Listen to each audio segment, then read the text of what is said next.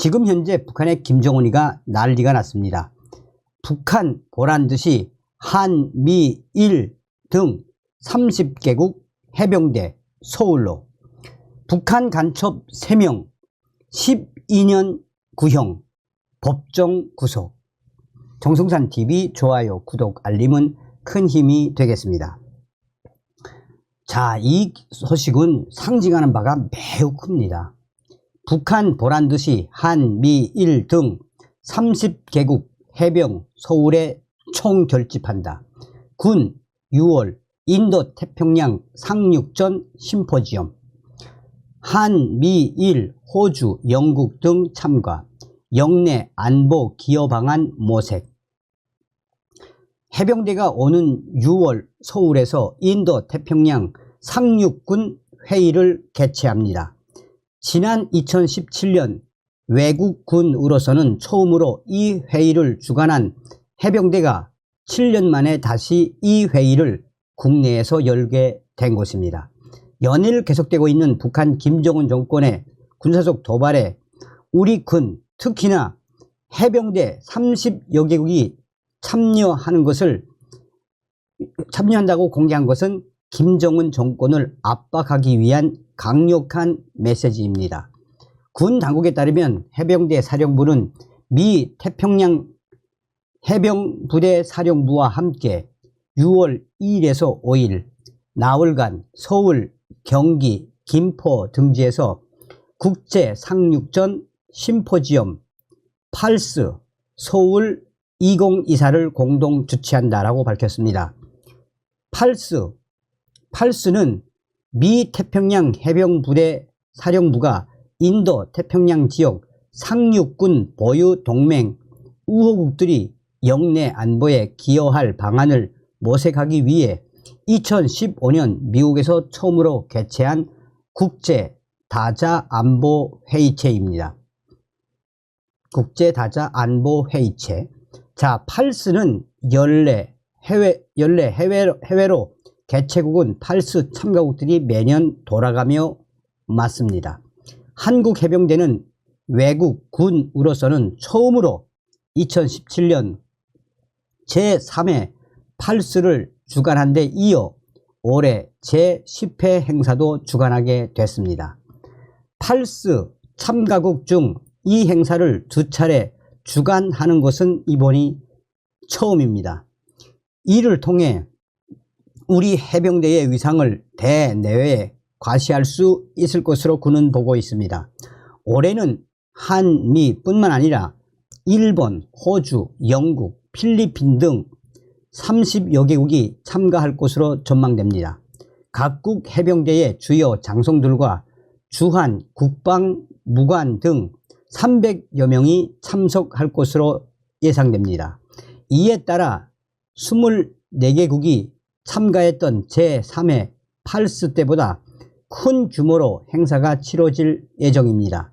해병대는 회의 첫날인 6월 2일에 환영 만찬을 시작으로 3일에서 5일에 개회식, 국제 심포지엄, 고위급 양자 대담 등을 통해 인도 태평양 지역의 평화 안정 방안을 심도 있게 논의하게 됩니다. 또한 상호 교리 이해와 공동 전술관 형성을 바탕으로 다른 국가 해병대와의 연합 훈련 등 군사 협력 확대 방안을 모색하고 미래 국방 기술 교류를 위해 머리를 맞댈 계획입니다. 이 같은 인도 태평양 지역 국가 간 군사 협력 강화 기조는 최근 북한의 핵 미사일 위협을 고조시키고 있는 북한 김정은 정권을 향한 강력한 경고 메시지가 될 것으로 기대되고 있습니다.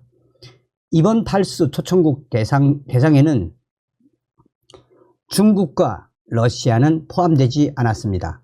일각에서는 이를 놓고 북한뿐만 아니라 중국과 러시아를 견제하기 위한 것 아니냐라는 해석도 나오고 있습니다.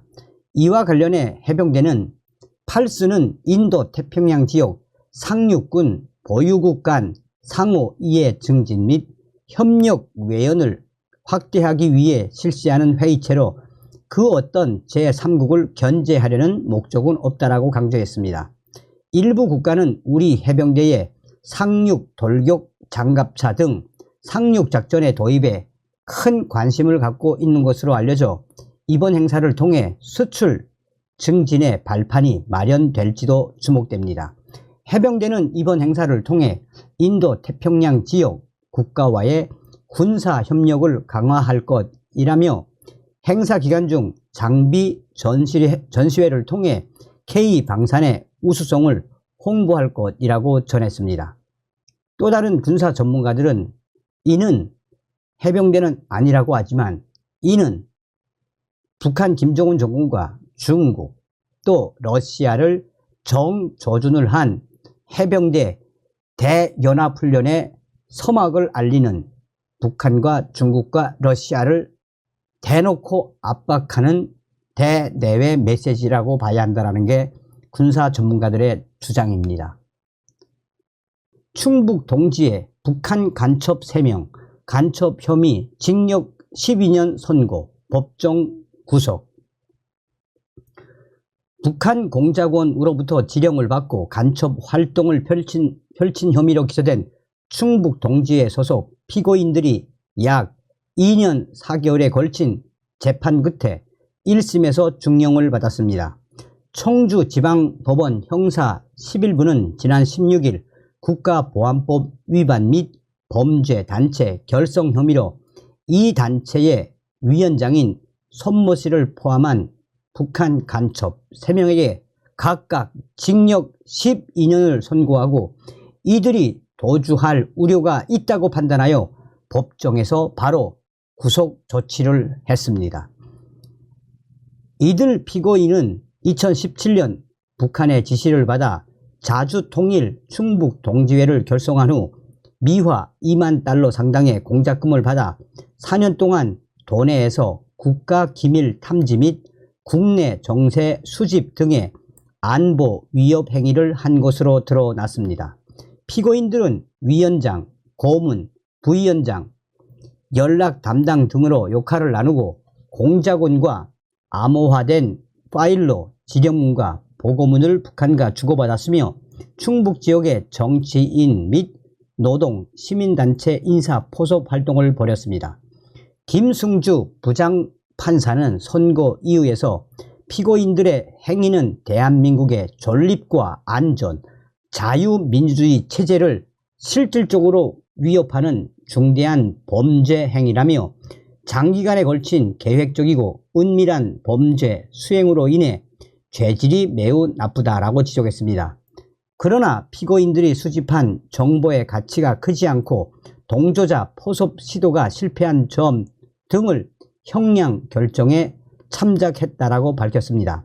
재판부는 또한 국가 기밀을 탐지하여 수집한 혐의와 국가보안법상 찬양, 고무 조항에 대해서는 북한에 보고된 정보가 국가 기밀로 보기 어렵고 표현의 자유를 침해할 수 있다는 이유로 무죄로 판단했습니다. 이와 관련하여 피고인들의 사상학습 및 남북철도사업 추진에 관한 정보의 보고는 예상 가능한 정보였으며 국가 기밀 수집에 해당하지 않는다라고 설명했습니다.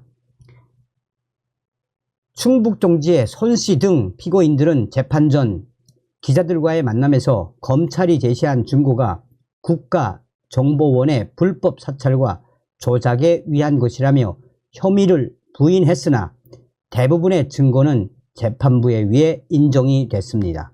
이번 재판으로 청주 간첩단 사건은 첫 공판 개시 후 2년 4개월 만에 1심 판결을 맞이했습니다. 다음 시간에 뵙겠습니다. 멸공. 정성산TV 좋아요, 구독, 알림은 큰 힘이 됩니다. 후원해주시는 모든 분들께 가열차게 멸공.